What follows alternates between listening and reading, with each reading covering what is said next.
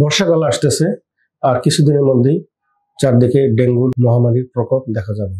তাই ডেঙ্গু সম্বন্ধে কিছু কথা বলি। ডেঙ্গু আপনারা সবাই জানেন একটা ভাইরাস জনিত রোগ। এর একটা অসুবিধা হলো যে ভাইরাসের নির্দিষ্ট কোনো চিকিৎসা নেই। এই চিকিৎসাটা মূলত লক্ষণ অনুযায়ী।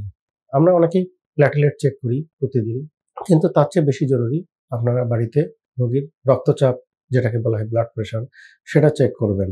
ব্লাড প্রেশার যদি মোটামুটি ঠিক থাকে, তাহলে স্বাভাবিক থাকে, তাহলে আপনারা বাড়িতে পর্যাপ্ত পরিমাণে খাবার, স্যালাইন সেবনের মাধ্যমেই কিন্তু এটা চিকিৎসাটা নিশ্চিত করতে পারেন।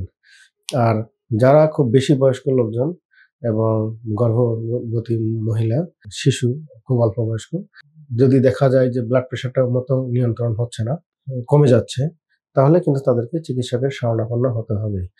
আপনারা এই অবস্থায় জ্বর, ব্যথা শরীরে থাকে, এই জন্য প্যারাসিটামল ছাড়া অন্য যে কোনো ব্যথার ওষুধ, আর এটা যেহেতু ভাইরাসজনিত রোগ, আপনার অ্যান্টিবায়োটিক সেবনে বিশেষ লাভ হয় না। আমাদের শরীরে ক্ষতিকর ব্যাকটেরিয়ার সাথে সাথে অনেক ভালো ব্যাকটেরিয়াও থাকে। অ্যান্টিবায়োটিকের অপব্যবহারের মাধ্যমে আমাদের শরীরের জন্য উপকারী এই ব্যাকটেরিয়াগুলো ব্যাপকভাবে ক্ষতিগ্রস্ত হয়।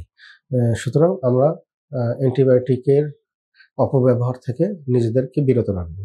ধন্যবাদ।